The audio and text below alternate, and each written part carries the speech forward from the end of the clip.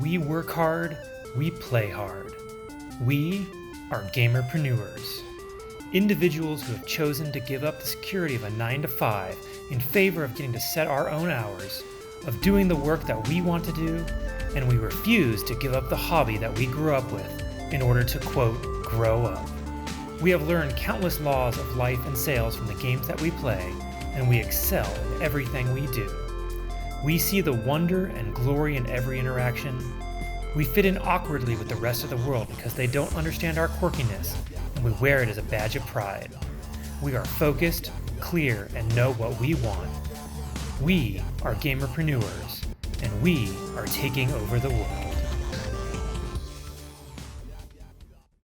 Hey there, everybody. Welcome back to the Gamerpreneur podcast.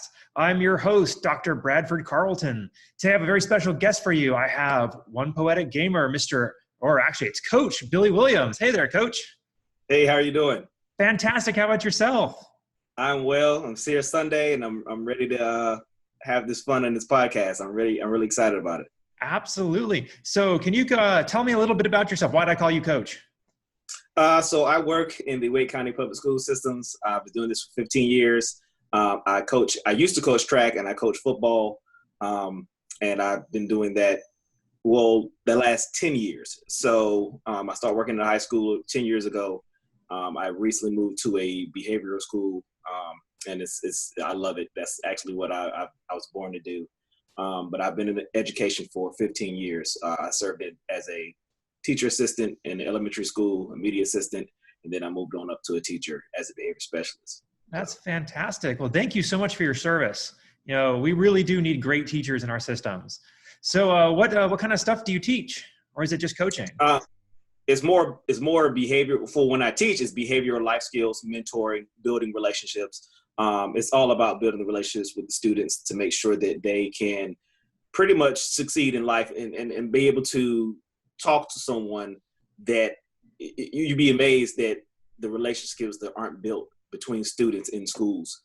And so it is imperative for students who have behavioral needs to actually serve them in that capacity, to give them the tools that they need to be able to communicate to other people, whether it's verbally or non-verbally.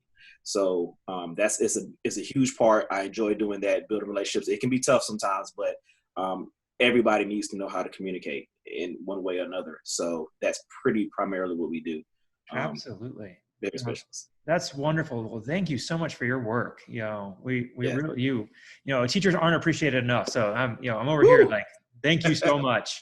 All right. So I always like to start my podcast kind of on the same question. I ask everybody this question. It's kind of a fun question. All right. So on a scale of 1 to 10, 10 being high, how weird are you? I'm an 11. Yeah, me. I'm an 11. I'm a pretty interesting dude. I don't want to say I'm weird. I feel like I'm interesting. I'm different than other people. And that doesn't necessarily mean I'm so different that someone can relate, because at the end of the day, if you look at my name, OnePoeticGamer, I started off in 7th grade as a poet, and I wrote poetry for a girl. So, that's how I started this whole creation. So that was huge for me to put that as a part of my name, OnePoeticGamer. And I'm 42 years old, and guess what? I'm going to game until I can't game anymore. And as I told someone today, I'll figure out how to game then. So it's something that I love doing. It's something that I feel it relaxes me. So if it's weird, I'm probably a part of it in some sort of capacity, or I'm looking and observing it and wondering how I can create that, maybe through a poem or some other means of creation. All right. No, there's a lot to unpack there. So let me start kind of talk to me about being a gamer. You stream? I stream. I started streaming it's coming up on 4 years. It's been fun. It's been up and down. It went from just something that I felt like was going to be a hobby until I made it a part of the business. As you can see back here, Amazulu Gaming is a business I started, and I felt like I could stream and try to make some income with it. And then it's funny that I'll even go into the story, but I realized that gaming and streaming is not all about that. It's really about communicating with your community, it's building relationships again. So you're playing a game just like when we were younger. We won't reveal our ages. I revealed mine already, but I'm 33. Don't worry. They should already know that. I'm on to you. So when we were in the arcade, and you were playing the game, you had people around you watching, and that was your community. And so now streaming takes that on, and now you can reach a much broader audience. There's a lot of people playing video games, so that can be what the difference is with your stream, or in particular my stream, is real chill, it's real laid back, and I really want you to come watch me play. We can talk, we can dabble, we can do all that kind of things, but at the end of the day, it's about enjoying the gameplay and the community and the conversations that happen while you're streaming. At least that's what it is for me. So. Sure. No, it's funny you bring up arcades because, you know, I used to go to arcades all the time down at the mall. And then, you know, for like, it seemed like decades, they were just gone. There were no arcades anywhere. But right. I think they're making a resurgence. Like I think they're catering to our demographic. They're opening up video game bars now. It's called Boxcar. And there's one where I live. There's one in a city, a neighboring city, and they're coming up, and they're pretty elaborate, and they're the games we play. So it's very interesting to go in there and see those games and enjoy and watch other people play or be challenged. Like I got challenged the other day in a game, and I'm thinking, yeah, I'm gonna this dude's tail, and unbeknownst to me, that's what he was known for. So you know, he's in there knuckling the buttons, and I'm like, oh, this guy knows what he's doing. I'm used to using my thumbs. And, you know, he wiped me out, but it was cool because that's what it used to be. It was that camaraderie when you got there, that challenge, and then that fun when you put your quarter in and they put their quarter in, and you got to play. So I love the resurgence every once in a while to go back and have that physical community around you as opposed to digital when you're on your computer. So. Sure. No, I went to one recently and they had a DDR set up, and this used to be my jam, and I got wrecked by this young kid. Yeah, they're the future. They have figured those games out. I don't know. Sometimes, well, maybe because we're older, but yeah, kids will wreck you really quick. They have nothing. I feel like they have nothing else to do but study that. So, I mean, I'm not too mad when I get with my kid sometimes. So I want to talk a little bit more about your stream. So what makes your stream unique as opposed to everybody else? So when I first started my stream, I don't watch a lot of other streams like that unless I really get to know you, and then I'll start watching your stream more. But I did, when I first got on, I studied other people, what they were doing, how they did what they did in their stream, and then eventually I just put my own taste to it. I don't feel like I do something any more extraordinary than anyone in their stream, but like I said, my stream is real chill. I like the fact that you can come in, watch, have a good time. It's sort of laid back. I've switched from a multiplayer type person to more of a single player. That allows me to have more conversation with the community, because when you play multiplayer, I'm a competitive guy when it comes to that kind of stuff, and I really want to win. But if I'm playing single player, something where I have some live, something where I can take a little more chance and really communicate with someone else, the whole part of the stream then becomes, oh, I'm talking with other people, and so I feel like that's what makes you come back to my stream, that I'm actually giving you a conversation, as opposed to even if it's just one or two people, we're talking, I'm seeing what you're saying, and we're having a good conversation over a game, over anything. So that's what I feel kind of makes my stream different. I feel like everyone is building their niche and what they do and what's different. I was going to incorporate more poetry into it, and I may still do that. But I kind of try to branch off with YouTube and some other social medias to do that kind of stuff. Because I didn't want it to become just a poetic stream. It's OnePoeticGamer. So, I might drop a poem here and there to be different, and just kind of give some people some good stuff. I really want to start doing that more and maybe get on. Because, now when you stream, you can do a whole chat line and this chat all day. I personally I want to stray away from that because I want you to see me playing video games, but at the same time, poetic's in my name, so I may get on and start doing some, poetry talk shows with people, and it's kind of going back with my poetry that, that I write, or for other people to share if they want to type, because it's kind of difficult because they can't hear you on the mic. But that's wonderful. You do any music? I don't personally create music. I have people that are in my circle that do. I just recently reconnected one of my soul brothers. He's a DJ, and he produces. I have had several people in the past produce. I actually have 2, 3 or 4 tracks on record where we created at the high school I was at. We actually had a record company, and we produced songs. I had several poems on on those 2 albums that we made. So I have been involved in that realm, and it's been excellent. It's been fun. But it took team. Like you know, I didn't want to go, I'm producing, I'm doing that. That was someone else's job. I enjoyed doing the poetry and that, and kind of, you know, branching off to those types of things. So I have been involved. No, that whole industry has a special place in my heart. I used to be on the board of a record label, a small little hip hop label. I wrote a couple of songs myself. I have a stage name. It's Purple Light. I wear a purple. Say word. So cool. Yeah, but Purple Light. Never think it. If you have purplelight.com, I actually sell something. It's really, really cool. You check it out sometime. Totally off topic though. Hey, that's what happens when you're talking. I mean, you find out new things about other people. But Purple Light, oh, I'm loving that. I'm out it. Dr. Purple Light. I'm gonna freak that somehow. Yeah, right. So, what kind of resources do you use for your stream? Like, what software programs are you using? You got some really cool stuff in the back. So I'm right here in my computer now, and I use OBS. Not Streamline. I have Streamline's OBS. I'm using, what's over here? Stream Labels. Sometimes I use Stream Deck. That's really how you see my key lighting up here. I use Wondershare for more to actually do my editing. I use different bots, Air Server Universal to actually, like when I stream games from my iPad, that's the way I stream onto my computer so people can see the game that I'm playing on my iPad. Because I do iPad phone games as well.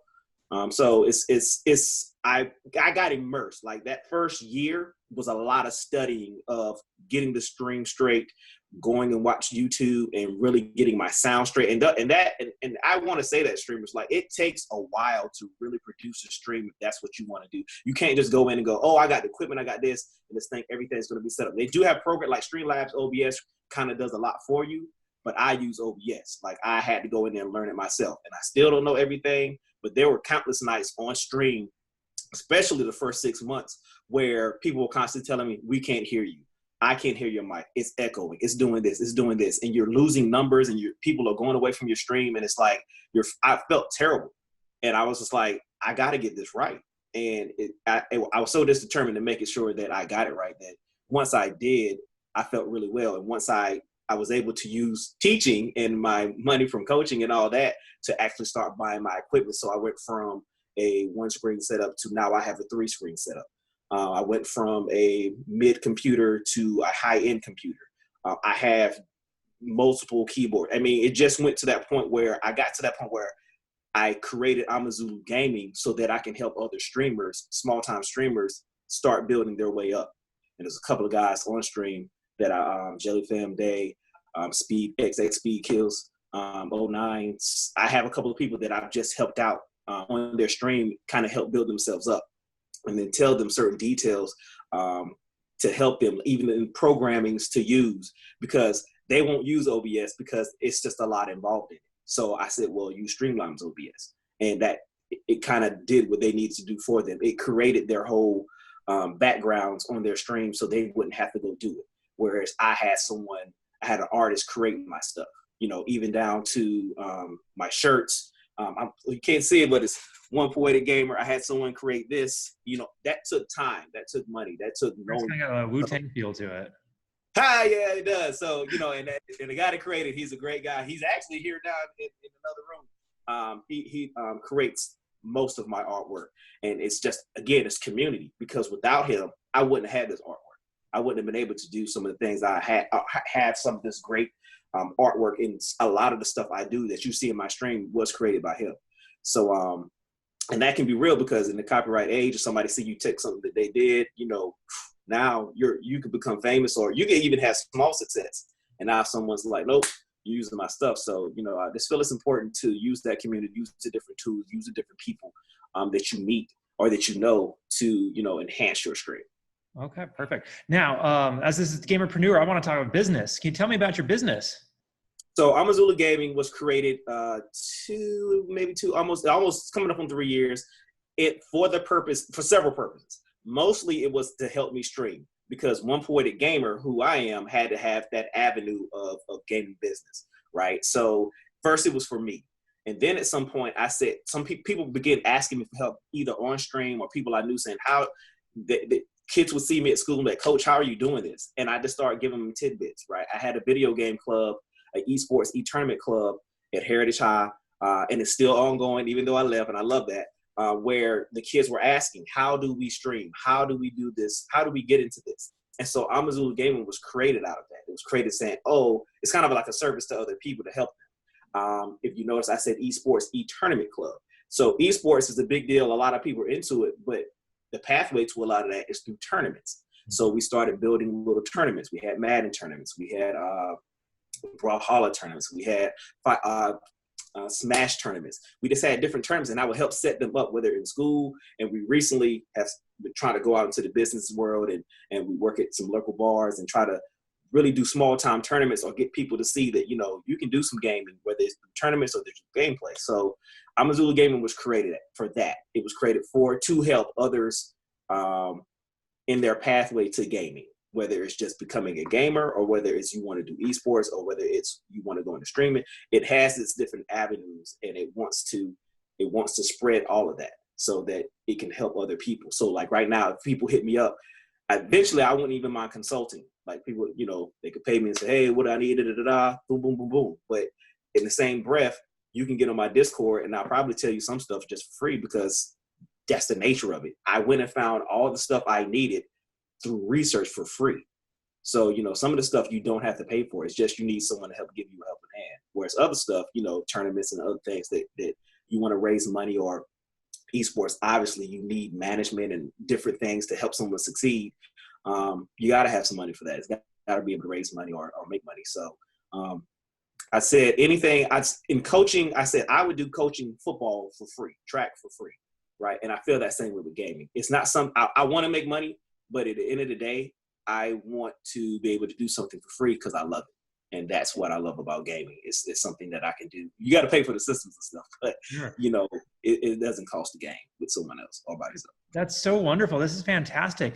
Can I get your thoughts on, so my listeners may not have a business yet, may be considering starting a business or just kind of figuring out their path in life.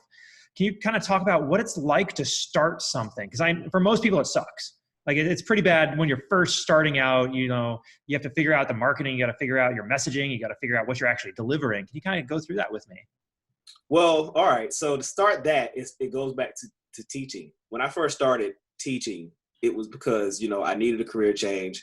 Obviously, teaching's not going to give me all the type of money, but I had to build my way up to being a teacher. And eventually, I started saving my money over time.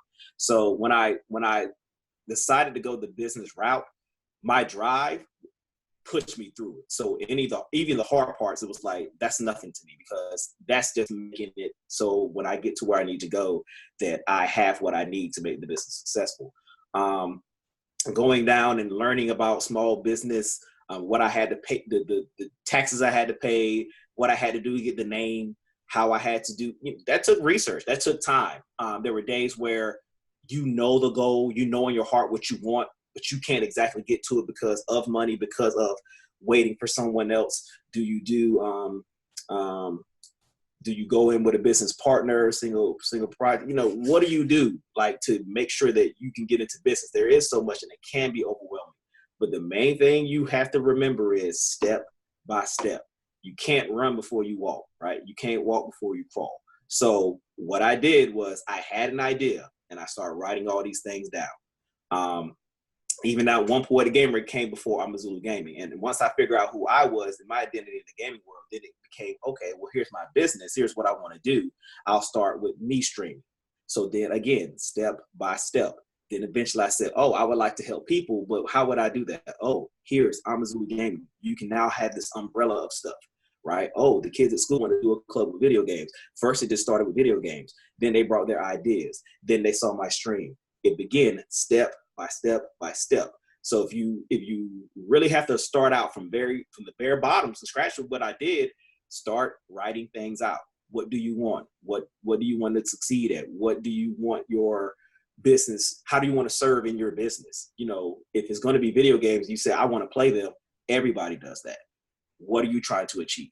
So starting from scratch, I'm glad I did it that way. I'm glad something wasn't just handed to me because I've had to learn the whole way, still learning now. And it took a lot of me some days when you watch other people succeed and you're not necessarily you're not failing, but you're not financially successful, or you're not getting the views, or you'll go to someone else's stream, you'll see them doing what seems like less because you don't know their story, but they could be doing a whole lot, or you don't know their path to even getting to where they got. So it's a constant push against the grain going, hey, I got to make this happen no matter what. So you can't lose your focus. You definitely got to keep your faith in whatever you believe in. You got to just keep pushing from what you wrote down and looking at saying, I need to go this direction. And along the way, you'll find people, as someone found me on LinkedIn, right? And you keep connecting and you keep pushing. So that's excellent advice. Step one, set goals. Step two, just go for them.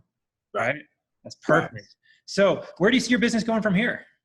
So in this new upcoming decade, I'm seeing a lot that's going to happen. We recently like I said, we started trying to branch out to local sports bars and start, either small tournaments or just some sort of gameplay. I'm getting back into streaming. Football season's over. We did not win, but it's okay. But I'm doing that more. I love my job, but I really want to get more into this. I've recently started doing my poetry more. To let everybody know I'm about to produce a book. That's going to be, I've been wanting to produce a book since I was in my 20s. So that's going to be a big deal for me. And I got the means and the methods to do it now. So that's going to be upcoming. And that's part of Alazuma Gaming. I want people to think, oh, well, that's not gaming. Yes, it is. OnePoeticGamer is a part of who I am. But that's what makes me different. That's what makes my stream different, because I'm going to use that business to push different things out there. And, some people say, well, those two don't relate. Well, whatever you think, that's cool. But I know that some of this couldn't have happened had I not had Amazula Gaming. And Amazula Gaming helps push some other dreams into fruition. So that's going to be part of that new year, part of that new, here's the poetry book. Oh, well, he's doing this different. Now maybe they may even come to the stream and ask, well, can you do the poem from this book? Oh, well, maybe now I will create a day where I do nothing on stream but spit poetry, right? And so, it'll lead to, everything's going to lead to the business expanding to something different. We want to do more tournaments, which we found that was a lot of work. It's one thing when you think in your head, I want to do tournaments. Then you realize, I got 3 PlayStations sitting over here. I got 6 Xbox sitting over here. I gotta produce these. I gotta buy these things. I gotta buy the monitors. No one's gonna give them to me. So, then you start realizing, well, this is a lot more work.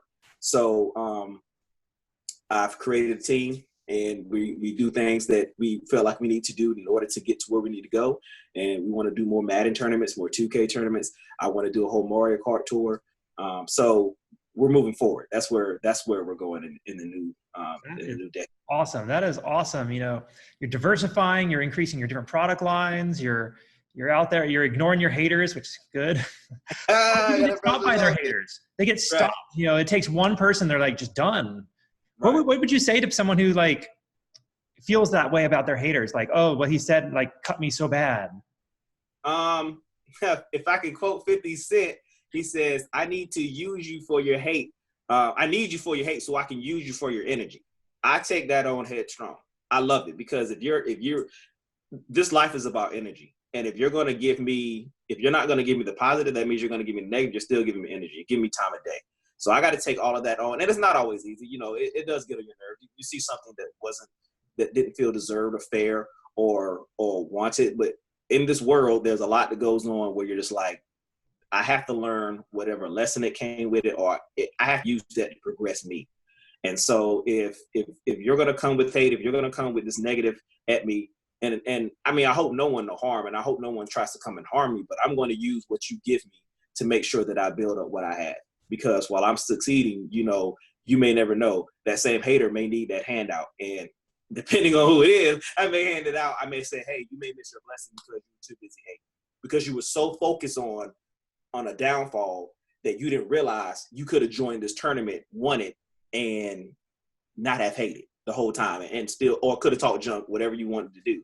But that's what happens when you start focusing so much on your negative energy. You miss the 20 things that come at you. You miss the person who may come on your email and say, hey, let's do this interview. No, I need to go win this and do this. Okay, well, if that's where you are, you may never get what you need to get. So, but that's on them. So. I love it. I love my haters because, you know, if I get 10 comments, 8 of them are hate, I got 10 comments. There it That is. looks good, It is. right? Right. Now you may need to do something about that to get more, but at the same point, you got feedback. And if you get something like, you know, one of the worst things in the world is never knowing what someone else thought about you. Sure. And even if it's hateful, because at least you have a starting point to go and move forward on. And I guess some people will say that about love. They say, if you never loved them, you never got the person to tell you love them, but that's, you know, that hurts. Well, if I never knew where you stood in the first place, even with your hate, then at least now I couldn't go anywhere beforehand, but now I can say, oh, I can go in this direction. I can go in this direction. I can know that you don't need to be in my circle. You need to be over there. And I didn't need to know there's 2 other people who were trying to get in my circle who have love and have positive energy. I need to go towards them. So again, you can use anybody's negativity, not necessarily against them, but for your gain, because you know now not to waste time over there. Sure. Now, something you just said kind of, you know, made me think of something. There's a difference between hate and criticism, because criticism isn't a bad word. A lot of people think criticism is a bad word. It isn't. Correct. Because you can take criticism and you can make it constructive and build something off of it. Hate is just noise. So one of my favorite quotes was from Napoleon Hill. He said, "A wise man throws himself on the side of the people who are trashing him, because they're probably right, and that's the best way to improve, is know how to improve." So I love what you just said. Give you the blueprint. Yes, they're giving you the blueprint. Thank you, haters, for giving you the blueprint. All right, now I kind of want to like roll it back a little bit. We'll talk about you as a gamer if we can. All right. So how did you? You know, you've already kind of thrown your age out there a couple times, but how did you ever start playing video games? Like way back when, little Coach Williams. I've been waiting for this question. All right, so Billy Williams joined OnePoeticGamer, beat out as some people call me, has been gaming since he was 5 years old, right? And it all started on a Commodore 64, and that's telling my age. And they're about to actually recreate the they're gonna bring out the Commodore 64 again. I actually read that on the website somewhere the other day. I think it was Polygon. But matter of fact, to predate even the Commodore 64, I was at my auntie's house one time, and my uncle used to go to the arcade all the time, and I would beg to go. Man, let me go. And of course, they didn't. You know, I'm a little kid. They didn't want me to go. Somehow he finagled them to get me to go to this arcade. And when I walked in there, my eyes I just lit up. I was like, this is it. This is what I want. And then it came along the Commodore 64, and then the Atari hit. And, you know, you had to share. It was amongst our family. I was a kid, and everybody had to play. But, you know, I was that one that was always on it. And when I finally got my Nintendo, and I love Nintendo, that was it. It was over. Like, you couldn't tell me anything. I had my own system. I had my own games. I was very much into the sports genre because, one, back as a kid, right now I probably have over 500, 600 plus games, right? But back then you had 1 or 2, and you had to be pretty good at them, because if the boys came over, whoever came over to play, or if you were just trying to beat the game itself, you know, that's the one game you had. You could train on it, right? So that's what started. At a young age, I've always been into games. Once I saw them, once they registered with my DNA, and I said, oh, this is what I want for the rest of my life. Like I said, at 80, at 90, at 110, I'm going to be finding some way to use these thumbs or whatever technology they got to play games. You mean that recliner with the headset on, just laying there like Ready Player One, right? Right. That's what I'm gonna be, right? I got a friend who wants to morph into a computer, so he said he can play games forever. I said, you're crazy. He's in touch with Elon Musk then, because he's putting trips in people's brains. Yes. Hey, it could be possible. So. All right. So, what games are you looking forward to coming out soon? So a lot of people are looking forward to Cyberpunk, which I am. There are games I'm looking forward to. There are a lot of games I still have not played.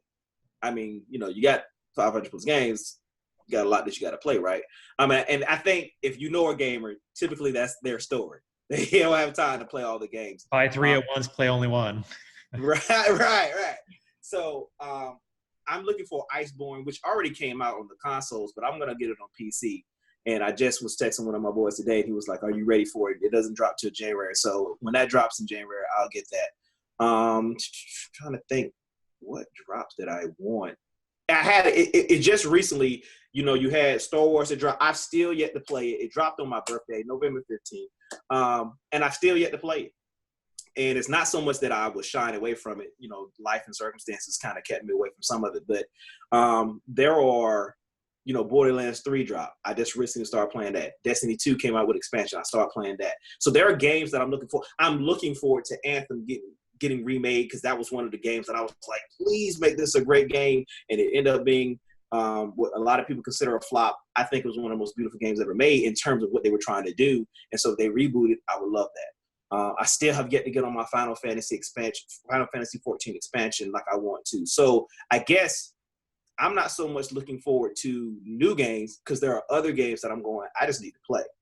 Doom Eternal is coming. I'm going to be pretty excited about that when I got pushed back.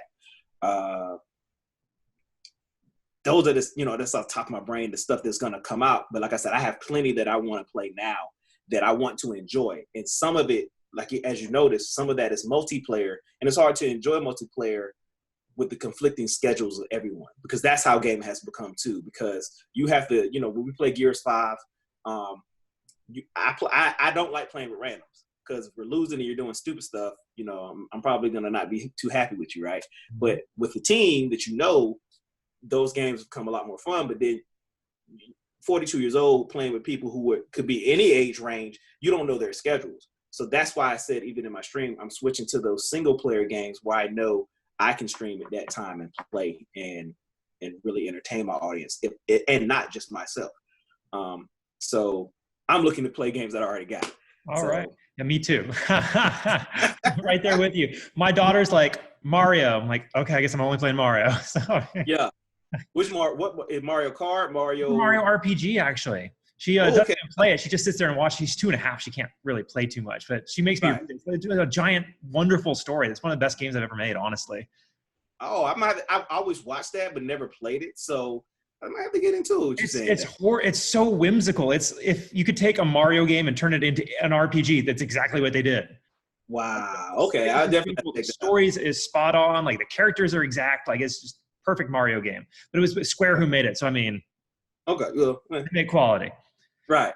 Now, speaking of which, what's your favorite game of all time?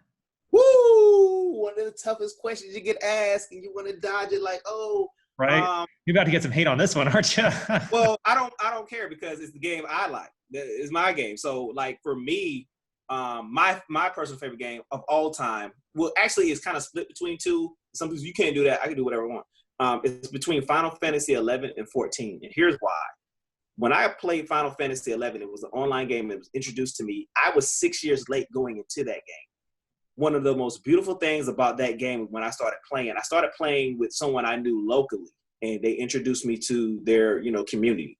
I ended up playing that game for the next 7 years. I had at least, in game playtime, I'm not lying, I had 3 years and like 11 months of playtime in that game, right? Because I had a community. This was before streaming even became popular. So I went to work. That's when I was a TA. Would come home, eat, do whatever I had to do, exercise, whatever I had to do. And then it was about getting on that game with my community. I still have people who are my friends from Final Fantasy 11. And unfortunately, a lot of that didn't move to 14 because, people didn't either have the technology or whatever. It went to PC as opposed to this, or went away from Xbox where I originally started. But that was one of the greatest games for me also because of what you could do in it. You could create, you could craft. You never had to really go fight. You could do big fights with 16 people, or you could do fight with 4 people in dungeons. You could go into the world by yourself. You can go into a world where people were just fighting something and you needed to fight. You got to visit different lands, different places. It was so beautiful what they did in that game. And then they made 14, which was like the advanced version of it, and made it even look even better. So for me, that was everything because of the communities that were built. That was the people I got to play with and then enjoy the gameplay at the same time. And when I really get into a game, and I'm sure I have about 2 years on Final Fantasy 14 and probably would have more if I had stayed with it. Matter of fact, I put it like this. When I played Final Fantasy, that's another reason why I stopped playing all the other games. I wouldn't play anything else. Then when I finally broke what I call my Final Fantasy 11 truce with it, I was like, hey, look, I don't call it truce, but my loyalty to it, I started playing other games, liking them because my community somewhat went away, and I started liking these other games. But then I wanted to go back to what I would consider like a home, and that's when 14 came out, reestablished itself. But it was a game where I could do you could live out in your own fantasy world. And so for me, that was everything, because there are a lot of games, single player games, that end. Multiplayer required you to play with other people. Final Fantasy XI, there were parts of it that required me to play with people, but there were plenty of parts I could go play by myself. I enjoy fishing in the game, and I will sit and do fishing for 3 hours. Someone will go, and on stream, people might go, this is the boring thing ever.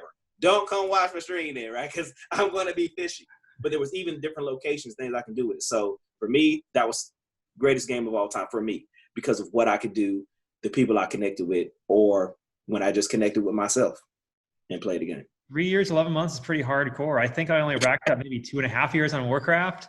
I did play 11 though. I did play Final Fantasy 11, and I think I played it before you, because I was right when it came out. That death penalty was hardcore back then. Like, it was not a fun game.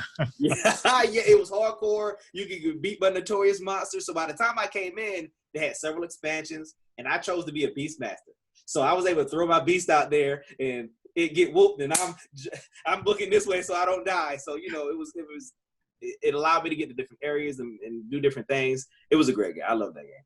All right. So I want to humble you a little bit, if that's all right. Okay. I want to know, what's something that you failed at? Something I failed at. I want to say I failed at streaming. And some people was like, ooh, I failed at streaming for different reasons. Because I streamed for the wrong reasons. When I first started, I felt like what I set out to do was more business-like.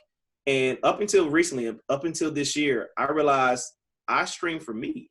And then once I stream and realize that the game I'm playing is for me, and then it's kind of like loving yourself. Once you realize that you love yourself, you can really love anybody. You can love it's given to everybody. But if you don't love yourself, you can't truly give love to other people, because you're not loving yourself. So it's the same thing with streaming. I was trying to do too much for likes, for views. Eventually, when I got affiliated on Twitch, it was for I was doing it for obsolete subscriptions, wanted donations. And when those things don't come, you start going, why am I streaming?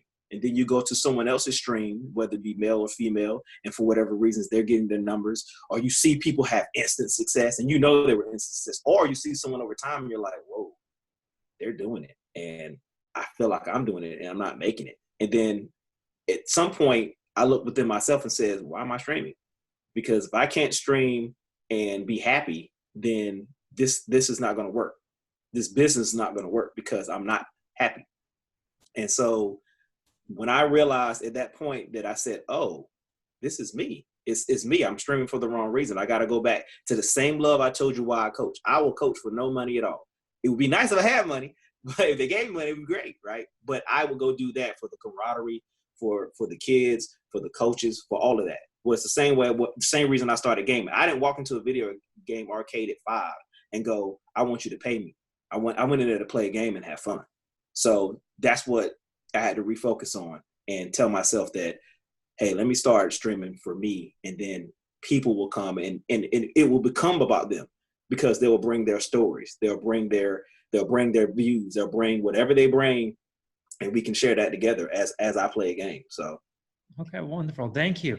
Now, I want to make sure that people understand that you don't have to be perfect in order to be a streamer, to have business, to be successful. So what's something you're currently not good at? What am I not good at? What do I do that I'm like, I probably could do better? At one time, I was so intent on playing a game that it's not that I wouldn't talk to my community, but I would get mad at the gameplay and I would stop engaging my community. So paying attention to the people that do come, or truly remembering I'm playing this game and I'm getting so upset that it's no longer entertainment, right? I've lost my focus. So sometimes I have to refocus. There's a lot of times I feel like I need to refocus to make sure that I don't let the competitive side of me take over, so that I can't enjoy streaming. And so that, I would say, and that can be hard, because I'm a competitive person. I'm a coach. I don't coach to lose, right? I'm not going around, whoa, we had fun, we got a butt whoop. No, I'm not doing that, right? I'm not playing a video game to be like, oh, you really whooped me today, but we had fun. Like, I mean, I had fun, but I ain't trying to lose, right? So that can be hard for me. That can be hard at times. So that's why I said I had to change the way I do certain things when it came to streaming, because it allowed me to really focus in on the gameplay or enjoying the environment. Sometimes you're so busy playing and trying to win the game, you don't see all the beautiful things they created in a game. You're like, whoa, you see the sunset? Wow, did you see how that thing animated, flew over here and did this, this, and this? And that's another thing that brings people to your stream, because they are now able to go, wait, I took a step back and I wasn't even paying attention to that kind of stuff, right? So just maintaining the focus of playing to have fun and really enjoy the time and not be competitive all the time. And like I said, someone said, well, that's not a bad thing. Yes, it is. You can't be competitive all the time, because then you're just trying to be number one. And what happens when you become number one and then everyone comes after you and you beat them? You're just sitting on top by yourself, and you eventually don't let no one get near you. So it was trying to be too, if the word could be, perfect in gaming. You try to be too perfect at winning. And when you do that, you ultimately don't win, you lose, because you lose sight of what it is you were gaming for in the first place. I think you're the first person to put it that way. Like if you go for number one and you become number one, everybody comes after you. Like that's such great advice. Thank you for that. I mean, it reminds me of Afro Samurai, actually, right? With the number one. Yes, sir. They're all coming at you. Yeah, they are. And he knew it. He knew they were coming at him. And you could see where he went through in his balance with that. And part of it is you do want to be number. Like I said, I don't want to not be number one if I can be, but I can't lose I can't lose sight of what helped me get to be number one.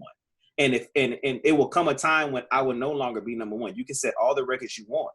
Eventually, either it gets beaten or someone's going to, you set the standard, so they're trying to get at you.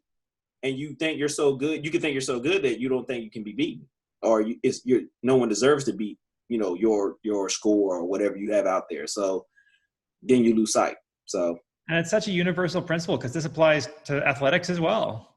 Correct. Yes, it does. All right. Yes, so essentially you're a business coach for gamers, which is awesome. What's something wrong that you see a lot of first timers doing that you'd like just tell them, fix this now? Go too fast. They go too fast. You're wanting, and we all somewhere probably do that. You go too fast. You're going, I want this, I want this, I want, no. Check to make sure you have what you need. Don't just go buy any old computer. I have a Mac Mini sitting over there that I never use because I was doing my research, and I financially was blessed enough to have the ability to have more than one computer, but that was going to be a computer I streamed from. Well, at 1.8 gigahertz, guess what? It ain't pushing no stream. And it's not pushing it. It's not pushing anything at what is it? Is it six gigabytes that it actually pushes some, whatever it was too slow. It wasn't even at the standard of 8 gigabytes of RAM. So I learned that lesson the hard way. Now, it was cool because I told you I do music and I do some other stuff on the side. So I got to do a lot of my recording over there. But for the right now, you can only imagine those first 2, 3, 6 months. I was sitting there mad looking at it like, that came to no use. That came to no use. And I'm sitting there mad at myself going, I could have invested in something else. So you move too fast. Don't move too fast. Get your stuff. Find what works for you. Don't believe everything you read in your research, because that's why you do research. Research stuff. If someone's saying they're using this setup to do da-da-da-da-da, you don't know what's going on. If you don't know what's going on with that setup, you can't, you got OBS and I don't understand why it's not working. Your computer's underpowered.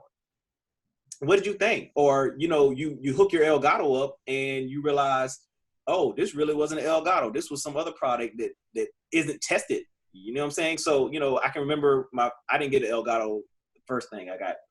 I can't hear it. It's over there. I don't even remember what it is.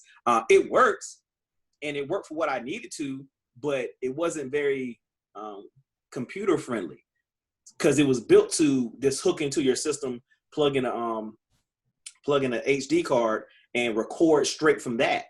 And then when I hooked in my computer, it had all these bells and whistles, but it was like, yeah, but you need to do this, you got to do this, da-da-da. At that time, I wasn't realizing I needed more than 2 screens. So now I have 2 screens in terms of, I was on a console, but I have all this stuff filling up one computer screen. I'm going, I can't even see what I'm doing. You didn't research. You didn't really go see what it took. And so some of that stuff is not out there because it's out there more than it used to be when I started. But some stuff you just don't know. And when you go too fast, you find out the hard way after you spent 200, 300, or for some people, thousands of dollars, and you go, this doesn't even, you don't even use some of your equipment, and you're mad. You're really mad because you're just like, oh, guess I should have waited. I guess I should have slowed down. So slow down. Really, really research what you're doing, and then make sure that's what you want. Because I started as a console streamer, and I still am a console streamer, but now I'm a PC streamer. Some people go, oh, what's the difference? My PC has to be able to run, and it has to be able to run OBS and play a game at the same time. That's the difference. Whereas the computer I had before, I couldn't have done that. I had to run off a console because it was only able to stream and not push a game at the same time. And I learned that the hard way on Final Fantasy 14 when my computer crashed. So that's another story there. So, but you know, you live and learn. And again, I had the means. Fortunately, I had the means to be like, it might not have happened instantly, but I knew, oh, I got to go get a graphics card. Oh, guess what? You go get a graphics card, you have to install it, or you have to pay someone else to install it. That's more money. Going too fast. So then I had to be like, fortunately, I had an uncle who can install it. But then they was like, hey, you need a power supply, because that graphics card would have blew up my computer. Right? Going too fast. So don't go fast. That's wonderful advice. Wonderful advice. Thank you so much. Now, kind of back to your stream real quick, and then we'll kind of wrap up after here. All right. What's your chat like? It can vary. I have what do they call them? People that are always there, and they'll jump in and out. You have lurkers, people who say, and that can be frustrating at times when you have lurkers, because you want your chat to talk, and they're just watching your chat. And then I gave someone some advice the other day, and I told them, they was like, no one's talking in chat. And I said, I think you should appreciate your lurkers, because one, they came here just to watch you play. They didn't come to talk. And, you know, I immediately had to throw that advice back on myself. They didn't necessarily come to talk. They came to watch. And that's cool, because at the end of the day, when I started streaming, that's really what I wanted people to do. I wanted them to watch me play. I didn't necessarily want everybody to have so much conversation that I was looking at the conversation and getting beat in the game, because then I got mad. So I appreciate lurkers. Lurkers, I appreciate you.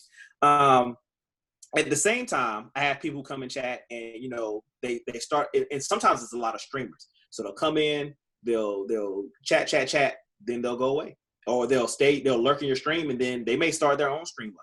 Right. So what I'm looking for now, I have, you know, students to come into the stream, and, you know, we'll chat it up, or we'll talk about a game and things of that nature. So there was one time, there's two times I can remember on stream specifically, but one, I had a streamer come on stream, brought 250 people, and my chat went crazy. And it's until you get that experience where you're sitting there playing, and you're like, da, da, da, da, da, and you look over, and your chat is like this. You can't even read anything. You're like, oh, and his name is Phone Cats. Big shout out to Phone Cats. He still streams now, and he does pretty well. But I was playing Clash Royale, and, you know, you need a community of people to come in and help you. He brought 250 viewers. My numbers jumped up. That helped me in some way or another. That helped me get affiliated, because it fulfilled some of the goals they wanted me to have. It was a huge day. I never forget that day, because it was just I remember being so powerful and just so like crazy. And even in that, because I had trolls that came in there too. And, you know, I started seeing people saying, you know, kick this person, but the chat was moving so fast, I couldn't even see it. Right. And eventually, you know, I learned that you need mods and all this kind of stuff.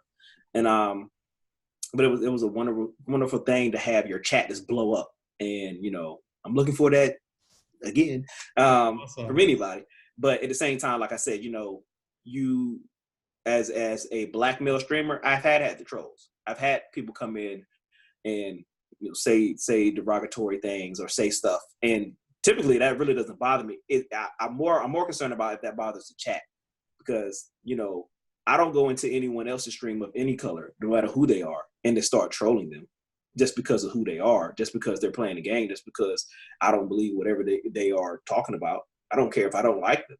I don't carry my negative energy if I have it into their stream. So it really can be disappointing sometimes to have people come into your stream, especially when you see typical streamers out there. They don't look like me, and let's be honest. They don't. You know, I know of streamers like me, but they don't look like me. And so that's one of those things where you asked me earlier, how weird are you?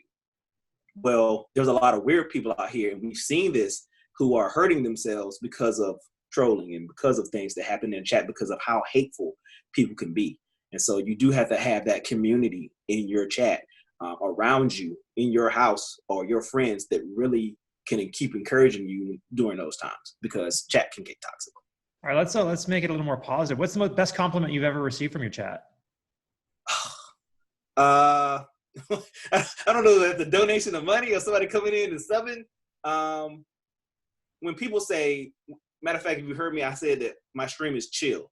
And to constantly get people coming and say that, I'm not just saying it because I said it, I'm saying it because they said it. They said I like your stream. It's chill, it's relaxed here. And if I get to the point of having a very successful stream with large numbers, I still hope they come and say I'm a chill stream. I don't want them to come to my stream and say, well, you're big time now. And you're going to have people that do that. That's because, again, it's what I call that sly hate, that hate undercover. But it's like, the stream is not going to change up in certain ways just because of success or numbers. It's still chill. I'm still the same guy, and, we just got, it's like the difference between when I was a defensive coordinator or just a DB coach, and then I became the head coach. Well, I had to start doing things different because I'm the head now. It didn't stop me from still being those great things I was before, but now I might have to make 2 or 3 more decisions that I didn't have to make before. So, with that success, I hope comes that I know is going to come. I still want a chill stream. I want my stream to be so chill that people really enjoy being there. And just like, you go to people's stream, you're wondering, why are you there? Why did you come to this person's stream? And I want them when they come to be like, I'm here because it's chill. You don't always get to play the music you want to play because of copyrights and all that kind of stuff. But I would like for them to come and just feel relaxed with whatever I'm doing, whether it's the lights, whether it's I'm playing some sort of meditation music, whatever, I want them to, really like what they have there and the people around. On that note, say somebody who's never been to your stream before, they pop in for the first time. What's something you think they misunderstand about you? Because you can be quiet, especially when your numbers are low. You can be quiet, and there's a lot of documentation out there saying always talk. I'm not always going to talk. I didn't go into a video game arcade and play a game and just go, hey, how you doing? I'm not going to do that, right? And someone said, well, things are different. No, they're not. It's me playing a game. If you came into the stream and I didn't talk and you got mad, and I've had people do that. Again, you're not talking. You're not engaging. I was just hoping you could come in the stream and enjoy what you saw, enjoy gameplay. Or you could start a conversation. I may start talking. I'm not, again, you can do all the research that you want and you can see what people say or advise you to do. You do what works for you, and I do what works for me. And if I want to sit in my stream and be quiet, and even though I may even have the whip came up in my face, I might not be talking because you don't know the kind of day I had. And my therapeuticness may be that I'm in this, I'm streaming now just because I need people to come talk to me. And sometimes, like I said, that's why you can't always look at a stream going, I'm doing this for the money.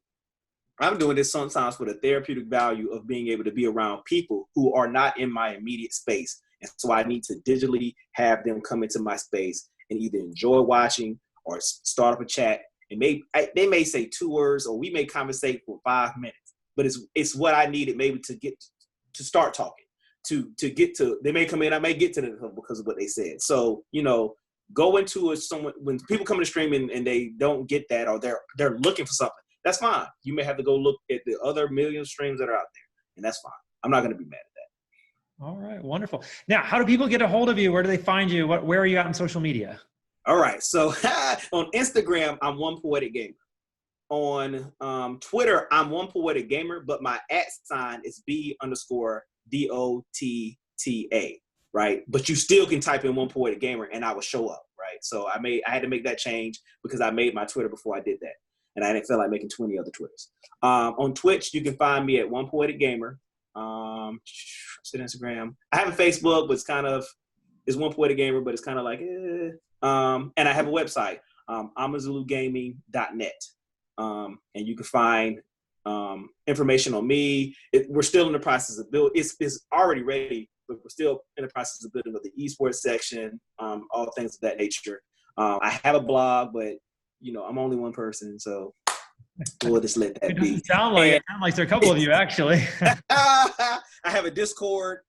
there's a lot you can find by just going to my Twitch page, and it kind of will direct you to all of these things. So the biggest thing is if you look up OnePoeticGamer and you're associated with any of the social medias, you should be able to find me, putting OnePoeticGamer in.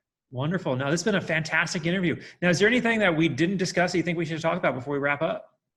I mean, how I feel about it is you should invite me back for part 2. And then I'm considering, I really want to get kind of into like the more business side, like how do you selling your merch? How do you get that stuff made? Because I think people want to know that.